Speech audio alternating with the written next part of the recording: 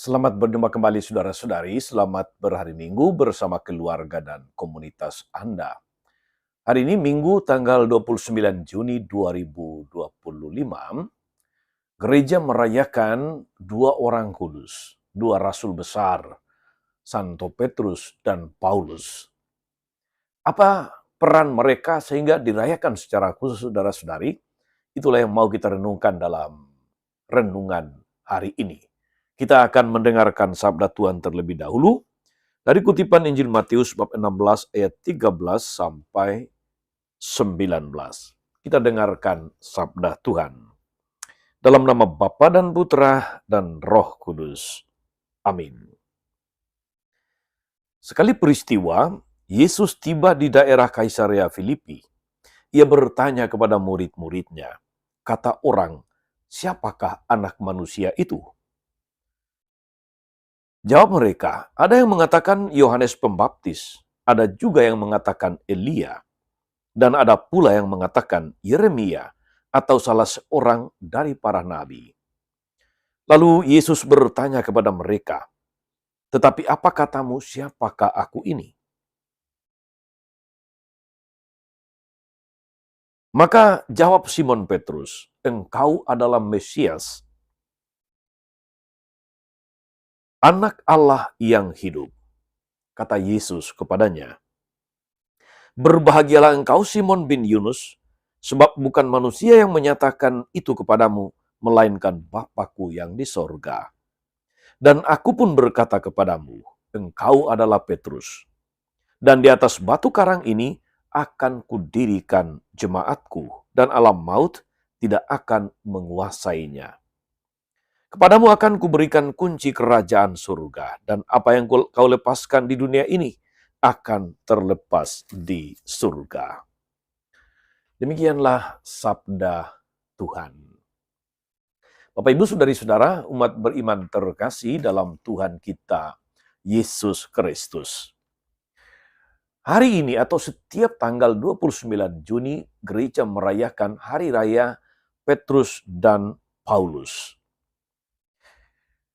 Mereka adalah dua tokoh besar dan sekaligus saksi iman yang telah menunaikan tugasnya, yaitu menjaga kerukunan, menjaga kesatuan dalam gereja. Petrus sebagai wakil Kristus di dunia dan Paulus sebagai rasul pewarta besar bagi gereja. Dan keduanya telah menyumbangkan hidupnya bagi gereja di Roma.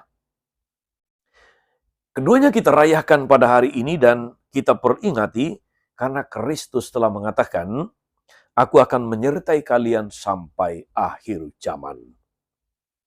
Kita masih tetap berdiri di atas batu padas Petrus, di mana Kristus mendirikan gerejanya dalam Injil kita dengarkan tadi.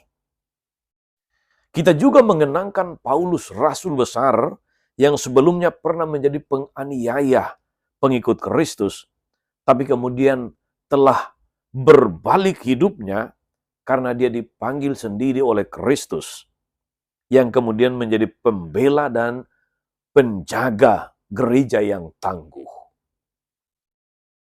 Dalam pesta Santo Petrus dan Paulus ini, saudara-saudari, ada dua hal yang menonjol di dalam gereja kita, yaitu kepausan dan pewartaan. Inilah dua segi yang menjadi ciri khas gereja yang tangguh. Ciri khas penjaga gereja yang tangguh. Kesatuan dan pewartaan. Meskipun kedua tokoh ini, saudara-saudari, mereka punya watak dan fungsi yang berbeda, namun mereka dapat bersama-sama. Kalau dipandang dari segi hierarki gereja Katolik,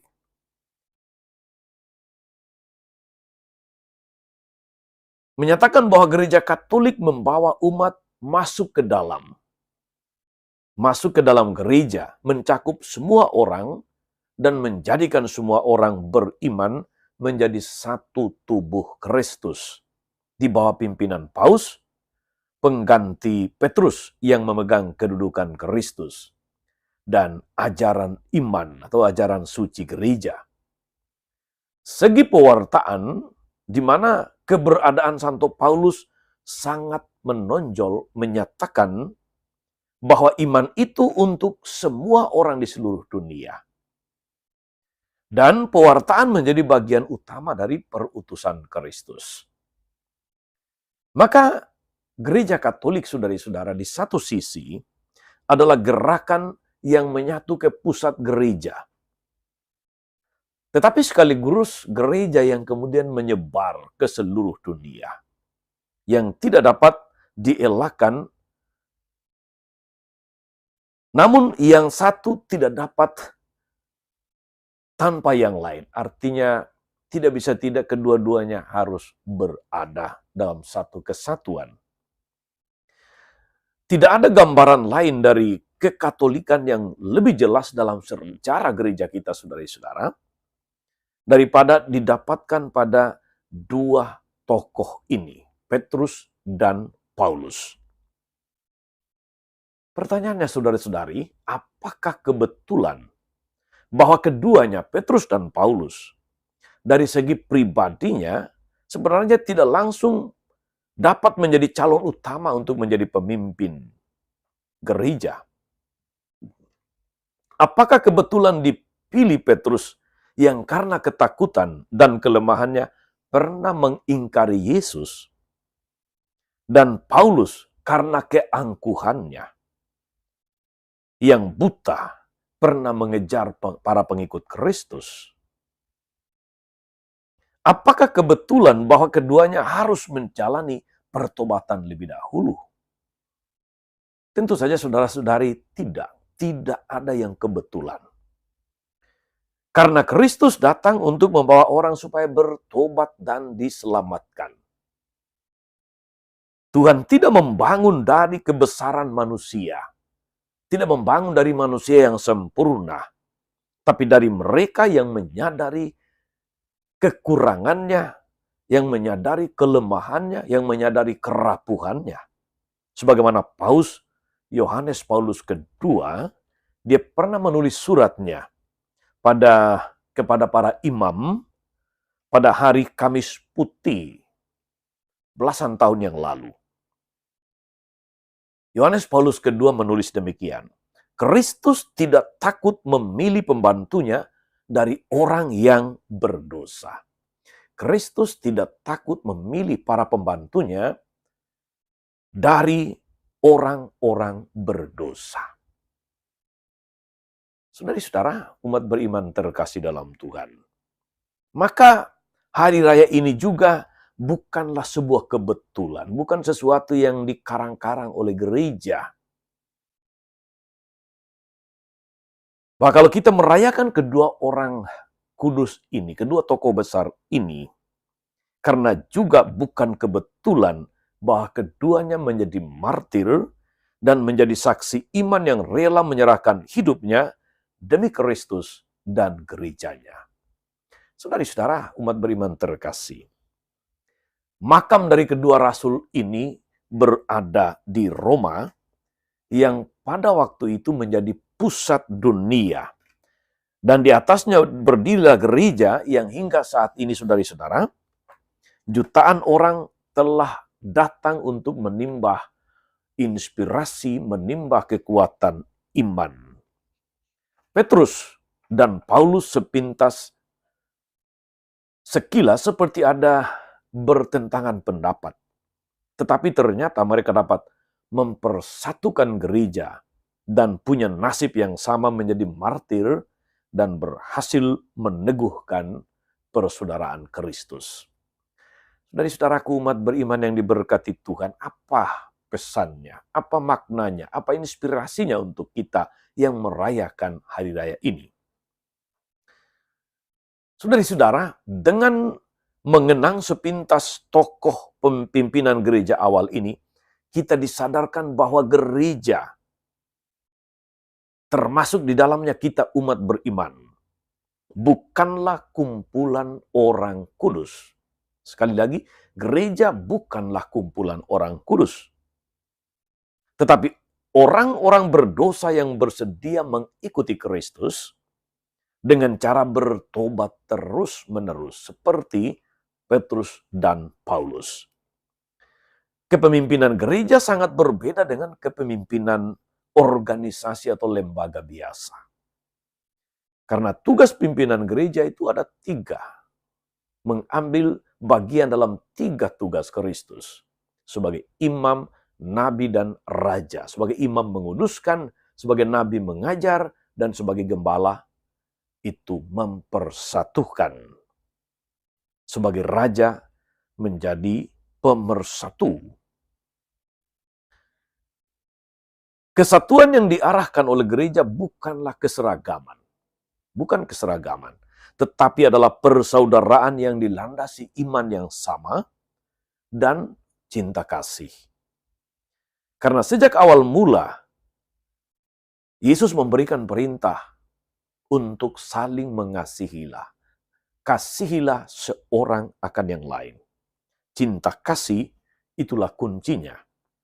Maka kalau dalam gereja sampai terjadi perpecahan saudari-saudara, sulit sekali orang dapat percaya bahwa gereja adalah persaudaraan yang dipimpin Paus. Pertentangan terjadi karena biasanya orang tidak mau menerima kepemimpinan. Yang menentukan bahwa gereja adalah persaudaraan cinta kasih yaitu pelayanan dan sikap terbuka, saling menerima. Sejak awal mula gereja sudah mulai dihadapkan dengan pertentangan, dengan perbedaan pendapat, dengan macam-macam ajaran sesat. Tapi satu persatu dapat diatasi. Maka di mana ada gejala perpecahan, di mana umat tidak mau menerima pimpinan gereja lokal, maka itu sama saja sebetulnya dengan menolak kepemimpinan gereja yang tertinggi. Kepemimpinan gereja Katolik, saudara-saudari, nampak dalam ajaran yang sama. Karena perbedaan penafsiran mengenai ajaran Yesus dapat mengakibatkan perpecahan. Kita melihat itu di dalam diri gereja-gereja denominasi Protestan. Entah sudah berapa ribuan denominasi, makin terpecah, makin terpecah. Apakah itu yang dikehendaki Tuhan? Padahal Tuhan Yesus mendoakan supaya semua bersatu.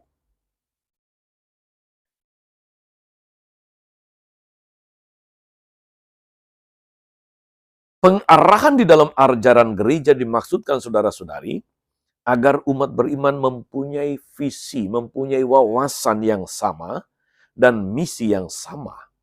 Bahaya yang mengancam gereja saat itu adalah munculnya macam-macam gagasan yang melenturkan ajaran pokok gereja, terutama pengaruh perpecahan gereja pada masa lalu dan pengaruh dari perkembangan zaman, New Age, dan sebagainya.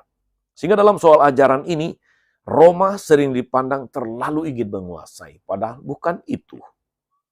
Tapi sebenarnya hanya ingin meluruskan kembali arah yang kurang benar, atau arah yang sudah melenceng, arah yang sudah menyimpang.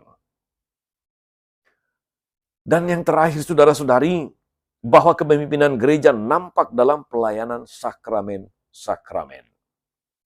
Banyak umat mengira bahwa kalau gereja terlalu menguasai soal liturgi dan peribadatan, seolah-olah bertentangan dengan aspirasi umat dan atau masyarakat. Itu pun tidak benar. Karena ibadah yang ditentukan oleh gereja khususnya dalam Ekaristi dan sakramen-sakramen lain, itu dari Kristus sendiri. Gereja hanya ingin meluruskan dan sekaligus meneruskan agar tradisi ini ada dan lestari di sepanjang sejarah gereja. Karena gereja ingin menegaskan bahwa pengudusan itu bukan dari bawah, bukan dari manusia. Pengudusan itu dari Kristus, dari atas. Maka hanya melalui tata cara yang menghadirkan Kristus, itulah gereja akan bertahan. Maka jelaslah bahwa pimpinan gereja tingkat dunia masih tetap dibutuhkan. Gereja secara organisasi. Karena justru tahta Santo Petrus inilah kunci pemersatu. Karena munculnya persoalan-persoalan yang banyak dan rumit, kepemimpinan juga membutuhkan dukungan doa-doa kita umat beriman, agar dalam mengarahkan gereja ini dapat selalu dan senantiasa sesuai dengan kehendak Kristus, kehendak Tuhan sendiri. Selamat beribadah saudara-saudari, Tuhan Yesus memberkati kita semua. Amin. Tuhan Yesus Kristus, kami bersyukur atas dua tokoh besar, tokoh guru dalam gereja, Santo Petrus dan Santo Paulus. Engkau yang telah memilih mereka sendiri, yang satu sebagai pemimpin yang mempersatukan, dan yang satu sebagai pewarta kabar baik yang luar biasa ke seluruh dunia. Dalam diri mereka, Engkau mempersatukan seluruh umat beriman. Kuatkan kami selalu agar dalam seluruh hidup, karya, dan kesaksian hidup kami senantiasa bertekun dalam iman, kami senantiasa bertekun di dalam pewartaan, dan senantiasa menjaga kesatuan di dalam cinta kasih. Terpujilah Engkau Tuhan sepanjang segala masa. Amin. Saudari-saudara sekalian, berkat Allah turun atas saudari-saudara, atas mereka yang kita doakan atau kita janjikan doa. Mereka yang sakit dan menderita segala rencana, karya, dan pelayanan hari ini, Bapa dan Putra dan Roh Kudus. Amin. Tetap sehat, teruslah menjadi berkat.